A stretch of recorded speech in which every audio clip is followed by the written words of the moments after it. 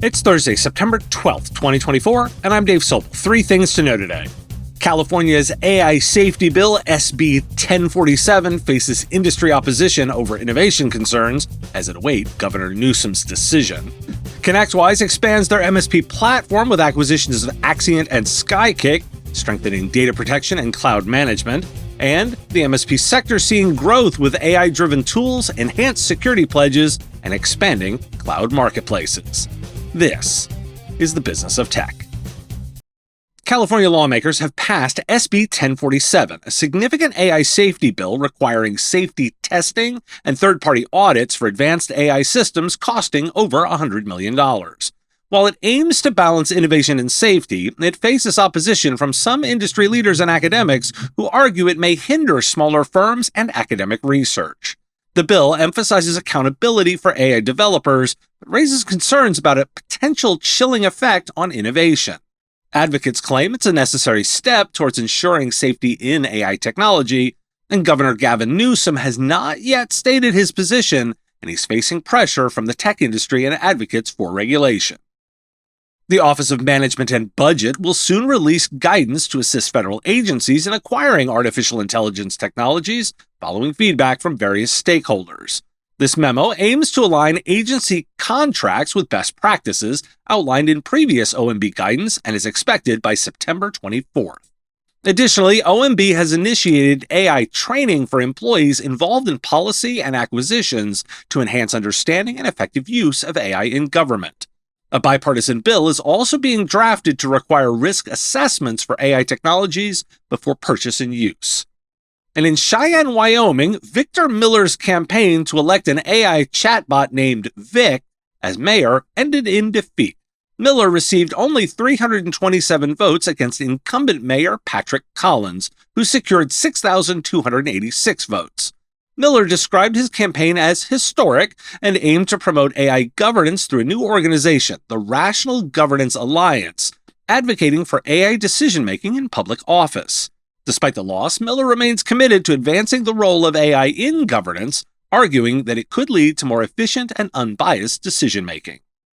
ESPN has begun publishing AI-generated sports recaps for women's soccer and plans to expand to other sports, claiming this will allow human writers to focus on more in-depth reporting.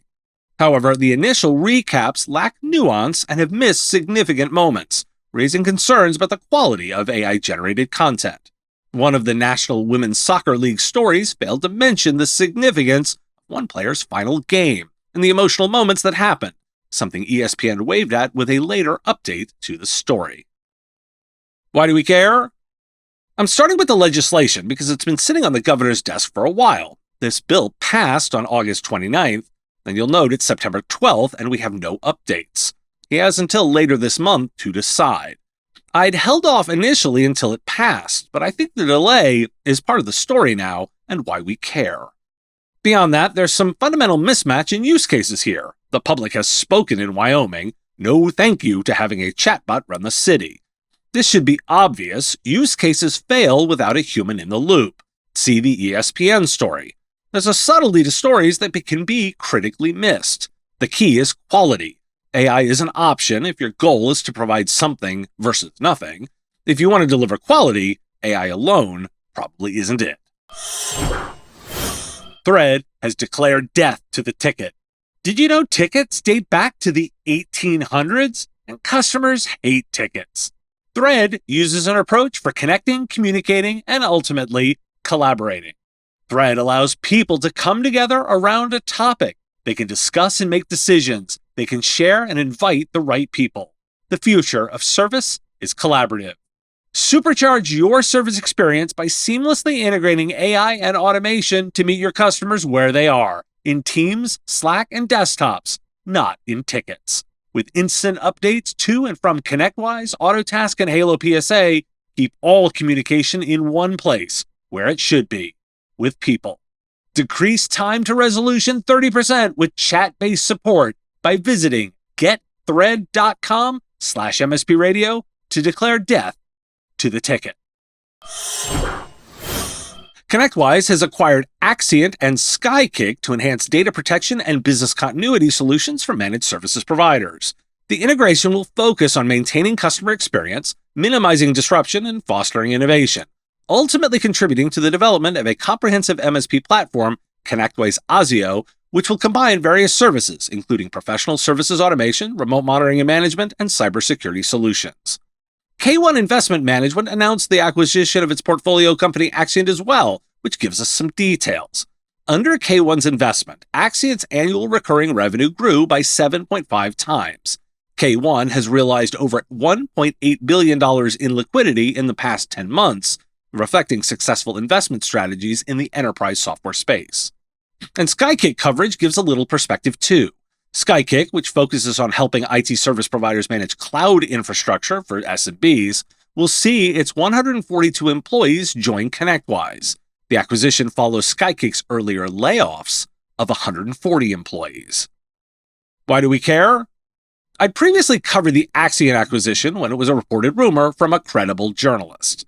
The Skykick news is new, and frankly, I think it's a little more interesting, considering its cloud management component. With the additional sourcing, we get a bit more of a picture of the acquisition. Axiant had been growing rapidly, and Skykick is 142 people and had done previous layoffs. I think Skykick's acquisition probably includes development expertise to help with ASIO. And remember, without financial terms, assume they were acquired for a six-pack of beer. Don't inflate exits without data. Got a couple of more product-related items for you too as well. SecureFrame has launched a free gap assessment tool to assist service partners in identifying security and compliance gaps, enhancing their service offerings, and drive business growth. The tool streamlines the assessment process, improves sales interactions, and allows partners to demonstrate value without financial barriers. And Movilla has launched Smart Schedule, a supervised autonomous scheduling feature designed for managed services providers to enhance project management efficiency. The innovation and feature addresses challenges such as data inaccuracy and scheduling chaos, allowing MSPs to save 20 to 50% of the time in managing schedules while improving project outcomes and client satisfaction. Smart Schedule automates task alignment and ensures accurate project data, allowing providers to focus on delivering exceptional service. The feature is now available on Movilla's Perfect Project platform and integrates with major PSA systems. Infinigate Cloud has partnered with Enable to launch a new marketplace for managed services providers in the UK, Ireland, and additional European countries. This marketplace will offer Enable's cloud-based solutions for remote monitoring, data protection, and security, providing providers with a self-service experience. The initial offerings include N-Site and Cove data protection, with more products to be added by the end of the year. And Google's Notebook LM now features an AI-generated podcast capability that transforms research notes into discussions between two AI hosts.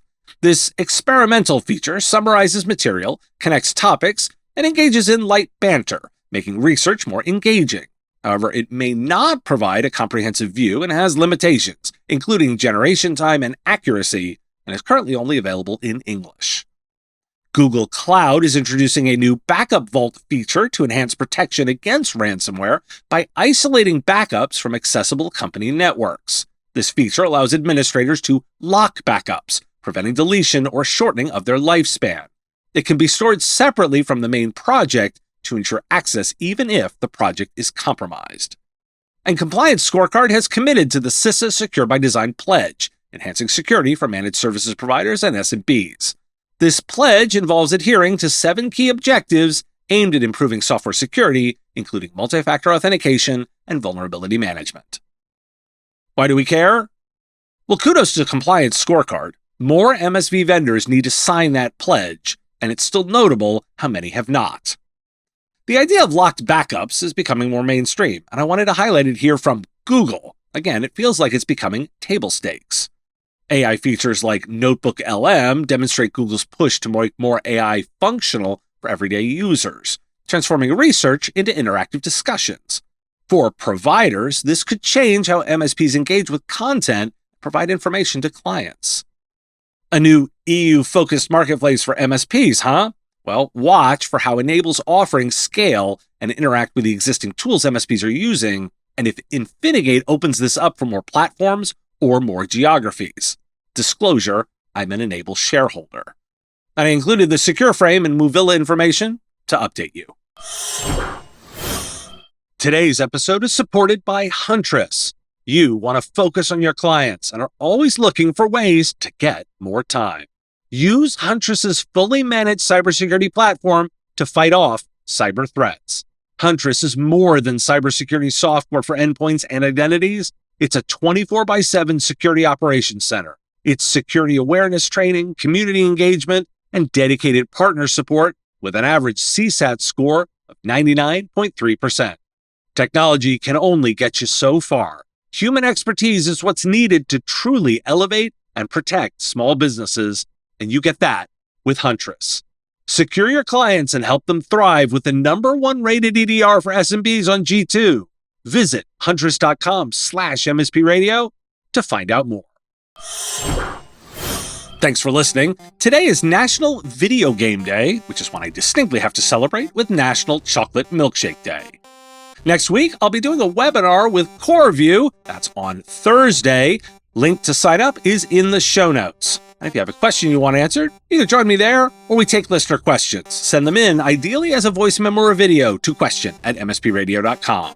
I answer listener questions live each week on our Wednesday live show on YouTube and LinkedIn, 3 p.m. Eastern next week. And if you got a comment or a thought on a story, put it in the comments if you're on YouTube or reach out on LinkedIn if you're listening to the podcast. I'll talk to you again tomorrow. The Business of Tech is written and produced by me, Dave Sobel, under ethics guidelines posted at businessof.tech. If you like the content, please make sure to hit that like button, follow, or subscribe.